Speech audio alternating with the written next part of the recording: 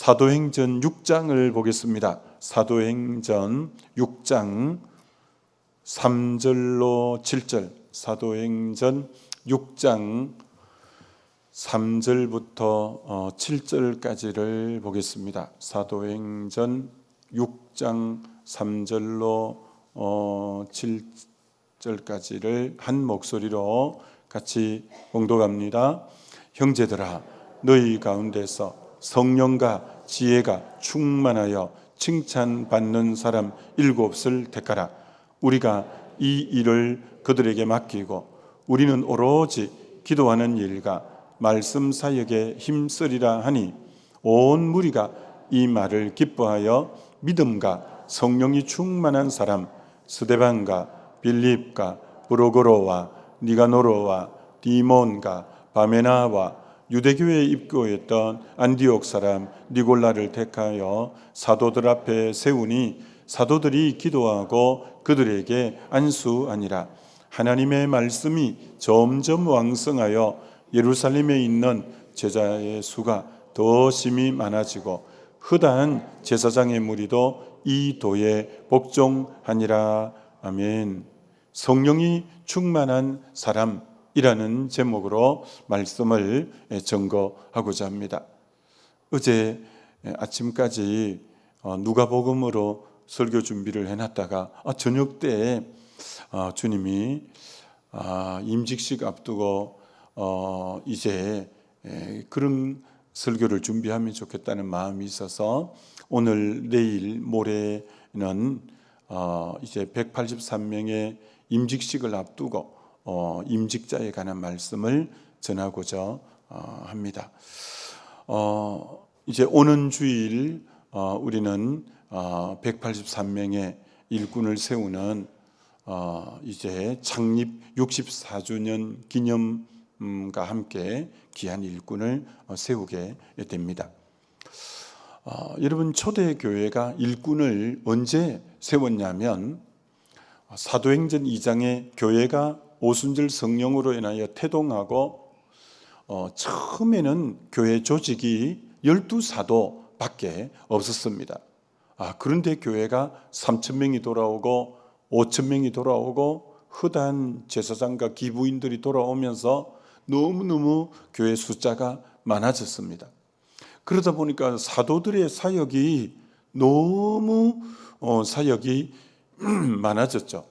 사도행전 2장에는 베드로의 이 설교 사역으로, 설교로 인하여 3,000명이 돌아오고, 사도행전 3장에는 안전뱅이를 고치는 치유 사역을 해야 되고, 4장에는 부활의 도를 전하는 전도 사역을 하다가 또 옥에 갇히기도 하고, 5장에는 사단이 가득해서 교회를 어지럽히려고 하는 아나니아 사피라를 분별해내는 영적인 또 전쟁을 해야 되는 그런 사역도 해야 되고, 또 6장에는 구제하는 헬라파 가부, 히브리 가부 그 구제하는 구제 사역도 해야 되고, 이러다 보니까 사도들이 너무 일감이 많아진 거예요. 일감이 많아지다 보니까 이 사도의 본질적 사역은 기도와 말씀 전하는 것에 전무하는 건데, 시간이 너무 다른 사역이 많다 보니까, 그런데 에너지를 쏟다 보니까 사도들이 본질적 사역이 약화될 수밖에 없는 거예요. 그래서 이래서는 안 되겠다 해서 일꾼을 더 세워야 되겠다. 그래서 성령과 믿음이 충만하고 지혜가 충만하고 칭찬 듣는 사람 7을 택하여 그들에게 사역을 나누어 주고, 이 사도들은 본연의 사역인 기도와 말씀 사역에 집중하게 되어지면서 처음 일꾼 세우는 사역이 사도행전 6장에 오늘 읽은 본문에 나오게 되죠. 그래서 일꾼을 세워 놓았더니 결과가 어떻게 됐냐면, 사도행전 6장 7절에 하나님의 말씀이 점점 왕성하여, 왜 말씀이 왕성했을까요? 제자들 이 12사도가 본연의 사역으로 돌아왔기 때문에, 말씀과 기도의 전무함으로 말씀이 점점 왕성하게 되어졌고 예루살렘에 있는 제자의 수가 더 심히 많아지고 허다한 제사장 무리도 이 도에 복종하니라 하면서 교회가 일꾼을 세워 놓으니까 사도들은 사도 본연에 집중하고 또 나머지 일꾼은 각자에 맡겨진 그 사명에 충실하다 보니까 교회가 더 흥왕하고 부흥하게 되어졌다. 이렇게 말씀하고 있는 거죠. 그러니까 일꾼을 세운 목적은 글자 그대로 주님의 교회의 사역을 분장하기 위하여, 사역을 나누어 하기 위하여 일꾼을 세우지, 교회에서 세우는 일꾼은 결코 명예직은 아니라는 거예요. 어떻게 하면 주님을 더 섬길까? 몸된 교회의 지체로서 한 몫을 담당해서 역할을 하기 위해서 일꾼이 세우는 것이라는 거예요. 그래서 각자가 그 사역을 감당해 주니까 교회가 더 든든히 서가게 되어졌다. 이렇게 말씀합니다. 출애굽기 18장에 보면 이 모세의 장인 미디안 제사장 이드로가 나옵니다. 그가 딸 집에 와서 모세가 사역하고 있는 현장을 쭉 보면서 이 장인인 이드로는 일찍부터 제사장으로서의 사역을 오랫동안 했기 때문에 사역에 대한 일머리가 있는 거죠. 사역을 바라보는 안목이 있는 거죠. 근데 모세가 사역하는 걸 보니 그 백성들이 아침부터 저녁 늦게까지 와서 자기들의 일을 재판해 달라고 모세에게 율법에 따라 좀 재판해 달라고 하는 거예요. 모세가 아침부터 저녁 늦게까지 사역하니까 백성들도 많이 줄을 서서 하루 종일 기다리고 모세도 그들 다 상담하고 율법에 맞추어서 진단하고 처방을 하려니까 너무 힘들고, 그래서 이드로가 쭉 보고 있다가 모세에게 그 장인이 이렇게 건면합니다. 모세의 장인이 그에게 이르되 너가 하는 것이 옳지 못하도다. 너와 또 너와 함께한 이 백성이 필경 기력이 쇠하리니 너 혼자 그 일을 다 떠맡으면 기력이 쇠해진다. 이 일이 너에게 너무 중하다. 너 혼자 할 수 없다. 자, 그러면서 처방을 내는 거예요. 너는 또 온 백성 가운데 능력 있는 사람, 곧 능력 있는 사람을 세분화해서 이렇게 말하죠. 첫째, 하나님을 두려워하는 사람을 세워라. 두 번째는 진실한 사람을 세워라. 세 번째는 불의한 이덕을 미워하는 자를 세워서 1000명을 맡길 만한 사람은 천부장으로 세워라. 100명을 감당할 만한 역량이 되는 사람에게는 백부장으로 세워라. 50명을 감당할 만한 사람에게는 50부장을 세워라. 10명을 감당할 만한 사람에게는 10부장으로 세워라. 적은 일은 그들이 담당하고 큰 일만 너에게 가져오게 해서 일을 효율적으로 하라. 그래서 그 장인 이드로의 권면을 받아들여서 모세가 천부장, 백부장, 이렇게 50부장, 10부장 이 직분 제도를 딱 세움으로 일이 훨씬 이제 효율적으로 움직이게 되어진 것처럼, 이처럼 일꾼을 세우는 것은 주님의 사역을 나누어 하기 위해서 일꾼을 세우는 거예요.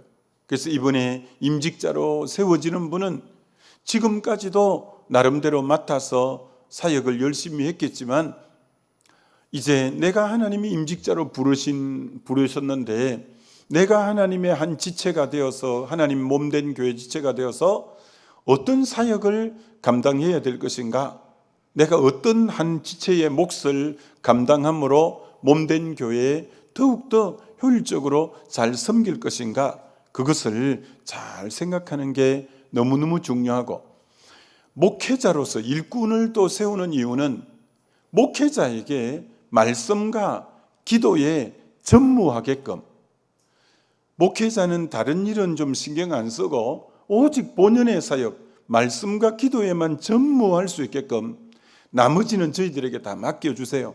저희들이 책임지고 하겠습니다. 오직 목사님은 기도하는데, 말씀 묵상하는데, 증거하는 데만 올인해 주세요. 그렇게 가능하면 목회자에게는 목회자 본연에 집중하게끔 그렇게 직분자들이 저희들이 이런 부분들은 저희들이 감당하겠습니다. 그렇게 할 때 교회는 더 이제 힘있게 뻗어 나가게 되어진다는 거죠. 자, 그래서 이 직분자의 첫 번째, 그럼 직분자로 세울 만한 사람은 누구를 세우는가? 이미 이제 우리는 세우기로 183명이 결정되어 있으니까 그분들, 또 이미 임직을 미리 전에부터 받은 분들은 내가 이 부분에 합당한가? 오늘은 한 가지, 성령이 충만한 사람이 일꾼을 세우는 가장 첫 번째 조건이고 중요하다라는 거예요. 성령이 충만한 사람을 세워라, 이렇게 말씀하고 있다라는 거예요. 그럼 이 말은 무슨 말이냐면은 방금 섬기기 위해서 사역자를 세우는데, 일꾼을 세우는 것은 주의 몸된 일을 분장해서 나누어서 사역을 하기 위한, 섬김을 하기 위해서 일꾼을 세우는데, 그 섬김 사역을 무슨 힘으로 할 거냐라는 거예요. 그게 바로 성령의 능력으로 주의 일은 해야 된다는 거예요. 주의 일은 성령의 능력으로 주의 일을 해야 되기 때문에 힘으로 되지 않는다, 능으로 되지 않는다, 오직 나의 신으로 가능하다라고 스가랴서 4장 6절에 말하기 때문에, 여러분 이번에 임직 받으시는 분은 이거는 세상 일하고 달라서 성령의 능력을 덧입어야 돼요. 힘으로 능으로라는 것은 최선을 다하는 거고 성실히 하는 거예요. 근데 주의 일은 최선을 다하고 성실한 것만 갖고는 안 돼요. 그 위에 성령의 기름 부음과 임재가 있어야지, 여러분만 애를 쓰는 최선을 다하고 여러분만 힘을 다하는 성실한 그 정도로 주의 일은 안 돼요. 주의 일은 힘쓰고 애쓰는 그 정도 갖고 안 돼요. 성령의 기름 부음이 그에게 있어서 성령과 함께 사역하는 여기 눈이 열려야 여러분이 옳은 일꾼이 되는 거예요. 여러분 이 부분에 눈이 안 열리면 열매가 적어요. 성령과 동력하는 이 부분에 눈 열림이 있어야 여러분이 주의 일이 굉장히 열매가 많고 기쁘고 능력 있게 잘 감당하게 되어지는 거죠. 어제 제가 유안진이라는 시인의 시를 보는데 시가 굉장히, 시라는 건 짧게 써놓았는데 압축해서 언어를 압축하고 그러면서 뜻의 의미를 많이 담고 있는 게 시인데, 그분이 이렇게 썼어요. 이제 들판에 가서 언덕에 앉아 있으면서 알았다. 뭘 알았다는 거예요. 뭘 알았냐면 값비싼 꽃은 사람이 키우고 값 없는 들꽃은 하나님이 키우는 것을 알았다. 값비싼 것은 사람들이 사서 집에서 이렇게 키우고 값 없는 들꽃은 하나님이 키우시는구나. 그래서 들꽃의 향기는 하늘의 향기가 나는구나. 아주 짧은 시죠. 들꽃은, 비싼 꽃들은 다 사서 사람들이 키우는 거예요. 그러나 값 없는 꽃인 들꽃은 사람들이 관심이 없으니까, 들꽃은, 값 없는 들꽃은 하나님이 돌보고 키우시는 거예요. 그래서 들꽃의 향기는 하나님이 직접 키우니까 하늘의 향기가 난다. 그 참 되게 감동이 되더라고요. 성령의 사람은 하늘의 임재가 있는 사람이 되어서 하늘의 향기가, 왠지 그에게는 하늘의 향기가 있어요. 성령의 사람은요, 하늘의 향기가 있습니다. 인위적으로 사람이 이렇게 해서 세상의 교육을 잘 받고 뭐 교양 있게 하고 그런 것이 아니라 왠지 덜 것 같지만 하나님이 그에게 돌보심이 있는 사람이에요. 왠지 저 사람하고 있으면 하늘의 향기가 난단 말이야. 이런 성령의 사람은 그런 사람이에요. 왠지 저분에게는 하늘의 향기가 난단 말이야. 이게 성령의 사람의 특징이라고 할 수 있어요. 이런 모세가 40일 때 정말 잘 갖춘 사람이잖아요. 40이니까 아주 혈기방장하고, 그리고 애굽의 왕자의 궁중학문을 다 배웠어요. 수삭, 웅변, 뭐 여러 가지 이런 학문을, 고급 학문들을 다 배운 사람이에요. 어디 내놓아도 일꾼으로 부족하지 않는 거예요. 마음도 너무 귀해요. 자기 동족을 구하겠다고 40에 나간 거예요. 그러나 애굽 사람 한 사람 쳐 죽이고 미디안 강야에 40년 동안 이제 푹 그렇게 잠기게 있는데, 모세 40에는 세상적으로는 정말 많이 갖추었지만 성령과 동력하는 부분에는 눈을 아직 못 뜬 거예요. 그래서 마음도 귀하고 세상적인 것도 많이 갖추긴 했는데 하나님과 함께 사역하는 데는 전혀 그게 그 세계가 무슨 세계인지를 모르는 거예요. 그러니 뭐 하나님이 그를 쓸 수가 없는 거예요. 근데 80이 되어졌을 때 하나님이 함께하는 사역이 뭔지에 눈을 뜨는 거예요.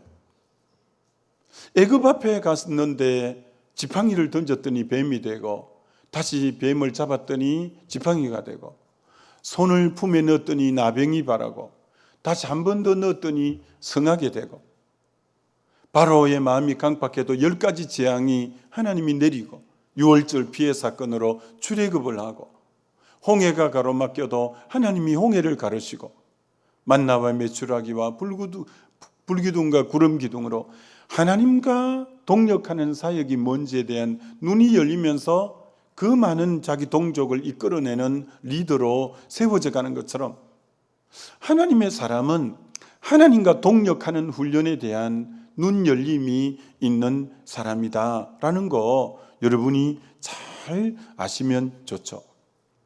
이런 구약의 삼손, 그리고 기드온, 그리고 사울왕 초반기에, 그리고 다윗, 다 여호와의 신이 감동하고 여호와의 신이 임할 때 그들을 통해 하나님의 역사가 놀랍게 이루어지는 딱 공통적인 특징은 하나님의 신이 그들에게 임하고 하나님의 신이 감동을 주고, 그럴 때 하나님의 역사는 이루어져 가는 것처럼 구약이든 신약이든 오늘 이 시대든 하나님의 일은 하나님이 하셔요.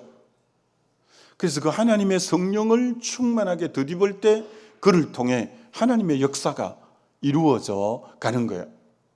여러분이 이번에 이제 귀한 사역을, 임직을 받으시는데 굉장히 중요한 것은 성령과 함께함에 대한 눈 열림이 굉장히 필요하다는 거예요. 이거 여러분 눈이 안 열리면 사역자로서 여러분이 직분은 가지고 있을지 몰라도 주님의 일하심은 뭐 적어요. 그럼 뭐 의미가 적어지죠.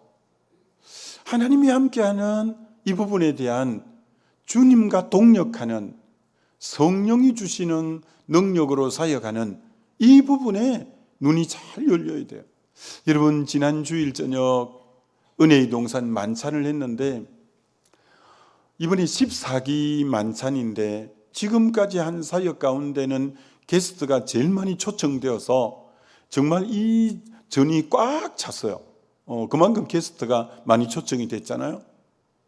그리고 6분의 간증을 하는데 아마 그 홈페이지에다 실리겠죠. 실어 놓았을 거예요. 한번 들어보셔요.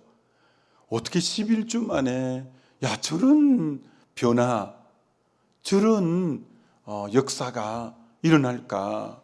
정말 엄청난 간증들, 성령께서 역사하고 임하고 너무 주옥 같은 간증들이 많잖아요. 그런 것처럼 성령의 역사가 어떻게 일어나는가, 이런 부분에 대해서 여러분이 눈이 열리는 게 굉장히 중요해요. 제가 사실은 얼마나 변변찮은 사람이고 그런 약함이 많은 사람이에요. 근데 하나님이 참 너무 감사하게 생각이 돼요. 제가 30의 교회를 개척해서 13년간 개척교회를 하는데 성령이 함께하는 부분에 대해서 하나님이 눈이 열리게 해주셨어요. 13년 동안 한 해도 빠짐없이 교회가 부흥했어요. 7년 만에 교회를 그렇게 크게 또 이제 상가에서 교회를 새로운 교회로 그렇게 또 하드웨어도 확장이 될 뿐더러 그렇게 되고, 그 다음 두 번째 사역지인 우리 교회 오기 전에 12년 사역에도 그렇게 하나님이 놀라운 부흥을 허락해 주시고, 우리 또 은평 와서도 여러분 하나님의 그간에 참 교회를 얼마나 또 성장시켜 주셨잖아요. 이게 성령이 함께하는 사역이 뭔가를 보는 눈이 여러분 굉장히 중요해요. 성령과 함께하는 사역이 뭔가, 이 부분에 대한 눈 열림이 굉장히 필요하다라는 거예요. 자, 그래서 우리 주님은 성천하시기 전에, 부활하시고 성천하시기 전에 우리에게 신신당부를 이 제자들에게 맨날이 못되어 성령이 임할 거다. 그래서 예루살렘 떠나면 안 된다. 성령이 임해야 너희들에게 권능이 임한다. 권능, 영어 성경에는 파워. 너 힘이 있어야 사역한다. 영적인 힘이, 영역이 있어야 된다. 성령이 임해야 너가 내 정인이 되고 옳은 사역자가 된다라고 그렇게 부탁을 하고 가셨잖아요. 자, 그래서 드디어 이제 사도행전 1장에는 그들이 기도하면서 성령을 받는데, 자, 성령을 받은 사람의 특징이 있다는 거예요. 첫 번째, 누가 오순절날 성령을 받았냐? 첫 번째는 약속을 믿은 사람들이라는 거예요. 약속을 믿은 사람들. 주님이, 그들은 아직 성령이 뭔지에 대한 모르는 거예요. 근데 주님이 약속을, 맨날이 못되어 성령이 임한다, 예루살렘 떠나면 안 된다. 그들이 대부분 집이 어디냐면 갈릴리 북쪽의 사람들이, 제자들은 다 그쪽 사람들이잖아요.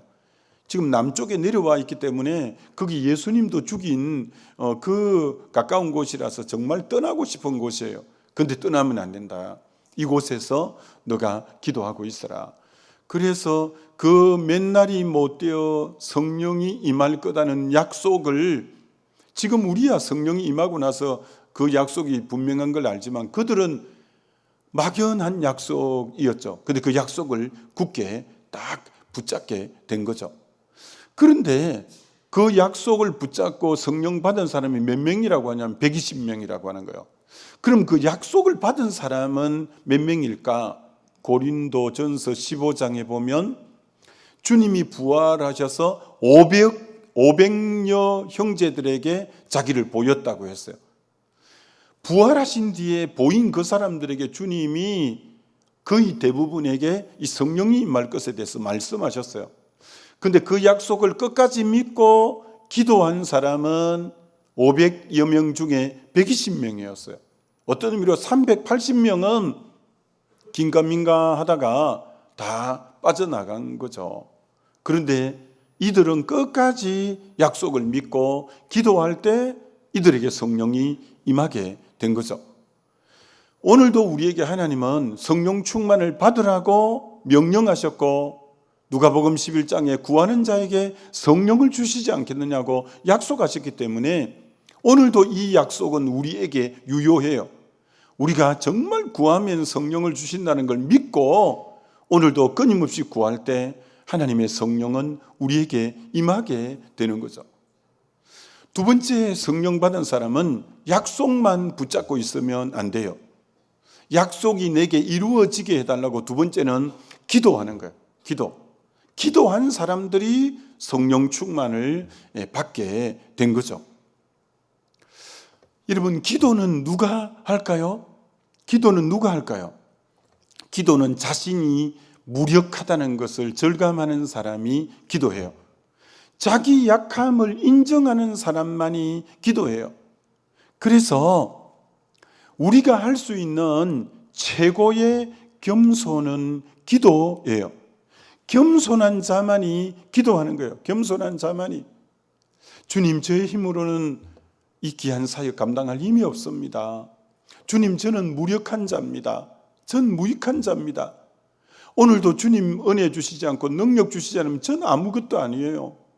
주님, 저에게 오늘도 위로부터 가시는 성령의 충만함을 달라고 철저하게 자기의 무력함과 약함을 깨닫고 나 스스로는 할 수 없다는 걸 인정하면서 끊임없이 무릎 꿇고 성령을 간구하는 자에게 성령은 계속 지속적으로 임하게 되어지는 거예요.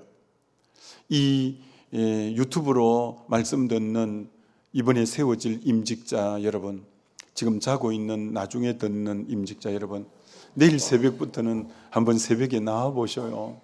여러분이 임직을 받기 전에 기도로 준비하셔서 기도하는 자에게 성령이 임하고 하나님이 성령의 사람은 들어 쓰시게 되어지는 거죠. 그래서 정말 기도도 어떻게 하셔요? 열흘 동안 전혀 기도에 힘쓰잖아요. 졸다 말다 이 기도가 아니라 정말 약속이 반드시 이루어질 걸 믿고 그렇게 간절히 기도할 수 없는 거예요. 맞습니다. 사모하고 줄인 영혼에게 좋은 것으로 만족하게 하기 때문에 정말 간절하게 사모함으로 해야 돼요. 세 번째는 이 기도하는 120문도는 자기를 부인한 자들이에요. 이들은 배를 버렸고 거물을 버렸고 부친을 버려두고 세금 거두는 자를 버리고 정말 자기를 다 버리고 주님에게 전심으로 향하는 자들, 자기를 부인하면서 자기를 철저히 내려놓으면서 자기를 깨뜨리면서 주님, 나를 써주옵소서, 나에게 다시 주의 영으로 사로잡아 주옵소서, 철저하게 자아를 깨뜨리고 기도할 때 그 자에게 하나님의 성령이 임한 거예요. 네 번째는 이들 성령이 임한 사람은 공동체, 연합, 하나됨을 이루는 사람들에게 성령이 임했어요. 120문도인데 거기는 예수의 모친과 예수의 아우들과 12사도와 나머지 여러 다양한 사람들이 한 공동체를 이루어 마음을 같이 하여 그 다양한 사람들이 한 마음이 되어져서 공동체 속에서 뜨겁게 기도할 때 성령이 임하게 되어진 거예요. 그래서 혼자 기도해도 되긴 하지만 이렇게 같이 모여서 한 마음을 이루고 간절히 기도하는 곳에 이 성령이 강력하게 임하여 지게 되는 거죠. 그래서 이번에 이제 임직을 우리가 받을 때 옳은 하나님의 일꾼으로 쓰임 받아야 되지 않겠어요? 그러기 위해서는 성령 충만함만이 이제 답이라고 말할 수 있는 거예요. 아무쪼록 이번에 이 183명 분들이 성령 충만한 분들이 되고 이미 인직받은 분들도 성령 충만해서 주님 나라의 보배 같고 기둥 같은 일꾼들이 다 되어지시기를 우리 주님의 이름으로 축원합니다. 기도하겠습니다. 이 시간 기도할 때 정말 성령 충만해서 사명 잘 감당하게 해달라고 주여 한번 부르고 기도합니다.